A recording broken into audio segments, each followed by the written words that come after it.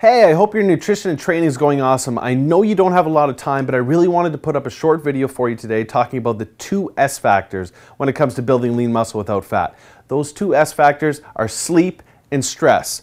You must understand, and I really want to get across to you the importance of these two factors and the influence that they can play in your quest to gain lean muscle without fat. The first topic I want to dive into would be sleep.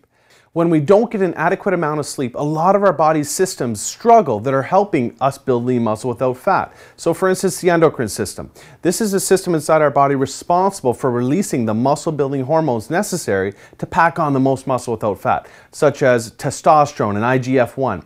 When our sleep levels dip below 6 hours per night, we really tend to see a significant drop in those muscle building hormones. And on top of that, a rise in the fat storing hormones and catabolic hormones inside of our body. So that's definitely something we want to stay away from. Yes, you can play with the amount of sleep that you have, but really try and stay above 6 hours if at all possible. That being said, there are other systems inside our body that struggle, such as our immune system. I mean, we know that we need to stay healthy if we want to work out with the kind of intensity needed to pack on muscle without fat. But also on top of that, our immune system needs to be high and working adequately to be able to recover from these strenuous workouts that we're going through. Our metabolism also slows down, which puts us in a state more apt to storing fat rather than building muscle.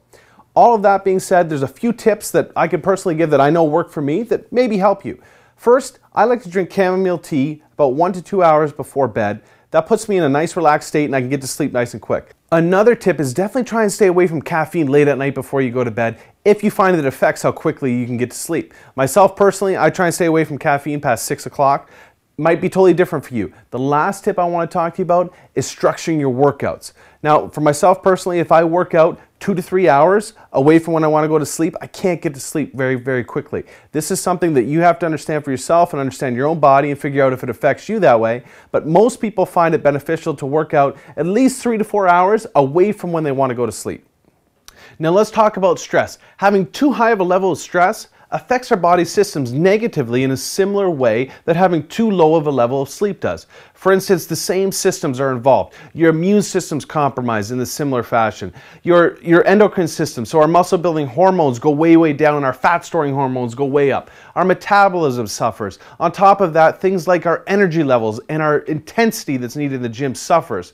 That being said, let me give you 2 pieces of advice that have really helped me out when it comes to managing my stress levels in my life. The first piece of advice that I was given that I think might help you out is to compartmentalize the priorities in your life. Meaning that if you're getting a stress from, for instance, work or school that's just bombarding you here, only focus on that and deal with it when it's time, but do not let that stress drip over into other areas of your life. So for instance, if you're having trouble in a relationship, that cannot be dripped over into your workout time. If you're having trouble in school and that's really a source of stress for you, deal with it when it's school time, but shut that part of your brain off when you hit the gym.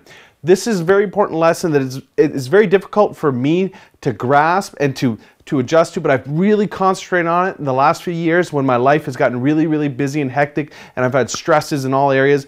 And that is one tactic that I intentionally try and focus on and deal with one thing at a time has really helped me out. And then if that's not working out for you, make sure you prioritize your concentrations and get them done earlier in the day. If working out and gaining lean muscle is one of your top priorities, which I'm sure it is, or else you wouldn't be investing in this program, I would definitely recommend trying to capture as much intensity and energy early in the day and devoting it towards your training inside the gym.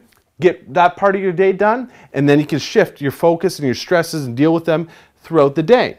Those are just 2 tips that have really helped me manage my stress levels in my life, and I hope they help you manage yours. Thanks a lot for your time, and I look forward to talking to you soon.